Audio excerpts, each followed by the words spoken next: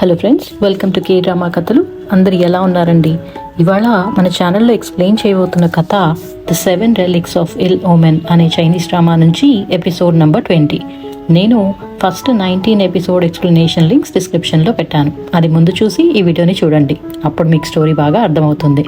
అలానే నేను ప్రతి వీడియో చేయడానికి హాఫ్ డే టైం స్పెండ్ చేస్తాను అండ్ మీకు సబ్స్క్రైబ్ చేసుకోవడానికి జస్ట్ 2 seconds సరిపోతుంది.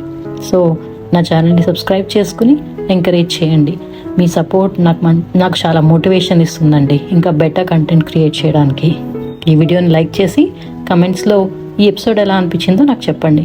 ఇంకా లేట్ చేయకుండా ఎక్స్ప్లెనేషన్ స్టార్ట్ చేద్దామా? ఎపిసోడ్ 20 స్టార్టింగ్లో మనం చబ్బీని తన విలేజ్ ఎంట్రన్స్ దగ్గర చూస్తాం. అతను 13,000కి కాల్ చేసి, నేను విలేజ్ ఎంట్రన్స్కి రీచ్ అయ్యాను, ఇక్కడ రెయిన్స్ వల్ల వెహికల్స్ సరిగా రన్ అవ్వడం లేదు అండ్ సెల్ ఫోన్ సిగ్నల్ కూడా సరిగా లేదు అని చెప్తాడు. నెక్స్ట్ సీన్లో చబ్బీ మ్యారేజ్ అవ్వబోతున్న కజిన్ ఇంటికి వెళ్తాడు. చబ్బీని చూసి అతని కజిన్ షాన్ చాలా హ్యాపీ ఫీల్ అవుతాడు. నేను అతని షాన్ అని పిలుస్తాను. చబ్బీ అతనితో, నేను విలేజ్కి వచ్చినట్టు మా పేరెంట్స్కి అప్పుడే చెప్పొద్దు, జస్ట్ నీ వెడ్డింగ్ అని వచ్చాను, నిన్ను నీ బ్రైడ్ని కలిసి వెళ్ళిపోతాను అని చెప్తాడు. షాన్ ఓకే అని చెప్పి చబ్బీ ఉండడానికి తన ఇంట్లోనే ఒక రూమ్ని ఇస్తాడు. అక్కడ రూమ్స్ అన్నీ కూడా లాక్ చేసి ఉండడం చబ్బీ చూస్తాడు.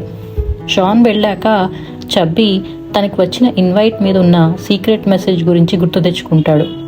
మనకి ఆ వెడ్డింగ్ ఇన్వైట్ లెటర్లో సీక్రెట్గా నన్ను అబ్డక్ట్ చేశారు, హెల్ప్ చేయండి అని ఉంటుందన్నమాట. అంటే నన్ను కిడ్నాప్ చేశారు, సేవ్ చేయమని ఒక మెసేజ్ ఉంటుంది.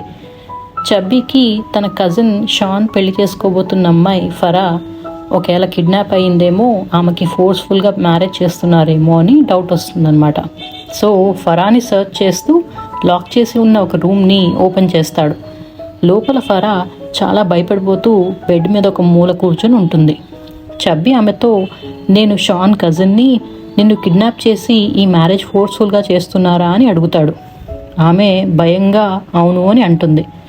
నెక్స్ట్ సీన్లో 13,000 మూదాయ్ అండ్ లూరన్ని చూస్తాం. అక్కడ 13,000 చబ్బీ వాళ్ళ కజిన్ ఇన్వైట్లో ఉన్న సీక్రెట్ మెసేజ్ గురించి చెప్పి, చబ్బీ కాల్ చేసి 2 days అవుతుంది అని అంటాడు.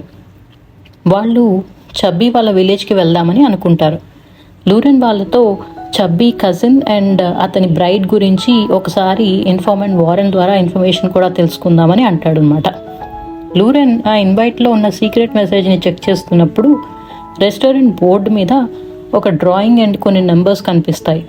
అతను సడన్గా వాళ్ళని ఆ డ్రాయింగ్ ఎవరేశారు అని అడుగుతాడు. 13,000 ఎవరైనా డ్రంక్ కస్టమర్ ఇది వేసి ఉంటారు అని చెప్పి చెప్తాడనమాట.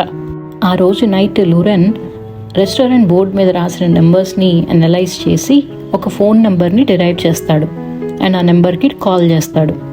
ఆ కాల్ని ఆన్సర్ చేసిన పర్సన్ అయోకి అని, అతను లూరెన్ ఫ్రెండ్ అని మనకు అర్థమవుతుంది. వాళ్ళు నెక్స్ట్ డే కలవడానికి మీటింగ్ అరేంజ్ చేసుకుంటారు. నెక్స్ట్ సీన్లో లూరెన్, మూదాయ్ అండ్ 13,000ని కార్లో చూస్తాం. అక్కడ అతను వాళ్ళతో, నాకు వేరే పని ఉంది, సో మిమ్మల్ని తర్వాత జాయిన్ అవుతాను అని చెప్పి ఎయిర్పోర్ట్లో డ్రాప్ చేస్తాడు. అలానే మూదాయ్తో, డైలీ నాకు కాల్ చెయ్యి అని అంటాడు. మూదాయ్ అతనితో, నువ్వు నా సేఫ్టీ గురించి ఆలోచించి నా దగ్గర ఏమన్నా విషయం దాస్తే మాత్రం నాకు చెప్పు, పర్వాలేదు అని అంటుంది. అండ్ నా సేఫ్టీ గురించి నేను చూసుకుంటాను, నీ వర్క్ అయిపోయాక వెంటనే వచ్చేసేయి అని అంటుంది. అది విని లూరెన్ ఆమెని గట్టిగా హగ్ చేసుకుంటాడు. ఇంకోవైపు సీజీని మిస్టర్ ఇన్తో చూస్తాం. మిస్టర్ ఇన్ సీజీతో గ్రేట్ సేజ్ గురించి చెప్తూ, ఆయన డీమన్స్ని ఫైట్ చేయడానికి యూజ్ చేసిన వుడెన్ స్క్రోల్స్ ఇమ్మోర్టల్ మెటీరియల్తో చేసినవి, అంటే వాటిని బర్న్ ఆర్ డిజాల్వ్ చేయలేము అని అంటాడు. అలానే దాని ఆరిజిన్ ఫెంగ్ సంథింగ్ అనే ప్లేస్ నుంచి వచ్చాయి అని చెప్తాడనమాట. సీజీ అవన్నీ తన నోట్స్లో రాసుకుంటాడు. మిస్టర్ ఇన్ కంటిన్యూ చేస్తూ, ఆ రెలిక్స్ ఒక్కొక్క దాని మీద కూడా ఏన్షియంట్ సింబల్స్ని కార్వ్ చేశారంట గ్రేట్ సేజ్ అని చెప్తాడు. తర్వాత 3 డివైన్ బర్డ్స్ ఒక రింగ్ లాగా ఫామ్ అయ్యి ఆ రెలిక్స్ని పర్మనెంట్గా బంధించాయి అని అంటాడు. ఇక్కడ ఆ రింగ్ని ఫెంగ్ హువాన్ లాన్ బకల్ అని అంటారన్నమాట. అవి ఆ 3 బర్డ్స్ నేమ్స్. మనం ప్రీవియస్ ఎపిసోడ్లో చూసాం కదా, చెప్పుకున్నాం కదా ఫీనిక్స్ బర్డ్స్ అని, వాటి పేర్లు అనమాట. నెక్స్ట్ సీన్లో 13,000 అండ్ మూదాయిని చబ్బీ వాళ్ళ విలేజ్లో అతని కజిన్ షాన్ని కలవడం చూస్తాం. వాళ్ళు మేము చబ్బీ ఫ్రెండ్స్ అని ఇంట్రడ్యూస్ చేసుకుంటారు. షాన్ వాళ్ళతో చబ్బీ ఇంకా రాలేదు అని అంటాడు. నెక్స్ట్ సీన్లో షాన్ వాళ్ళని ఇంటికి తీసుకుని వచ్చి రెస్ట్ తీసుకోమని చెప్తాడు. ఇక్కడ 13,000 అండ్ మూదాయికి వాళ్ళు విలేజ్ ఎంట్రన్స్లో కలిసిన ఒక ఎల్డర్ చబ్బీ విలేజ్లోకి ఎంటర్ అయ్యాడు అని చెప్పి అతను వెళ్ళాక జెనీ అంటే ఫ్యూ ఇయర్స్ బ్యాక్ చబ్బీకి అరేంజ్ మ్యారేజ్ సెట్ చేసిన అమ్మాయి అనమాట, ఆమె కూడా విలేజ్లోకి వెళ్ళింది అని చెప్పిన విషయం గుర్తొస్తుంది. 13,000 మూదాయితో బహుశా ఆ జెనీ తనని రిజెక్ట్ చేసినందుకు చబ్బీ మీద కోపం పెంచుకుని రివెంజ్ తీర్చుకుందామని విలేజ్లోకి రాకముందే చబ్బీని ఏమన్నా చేసిందేమో అని అంటాడు. అంతలో జెనీ అక్కడికి వచ్చి తనని తాను ఇంట్రడ్యూస్ చేసుకుంటుంది.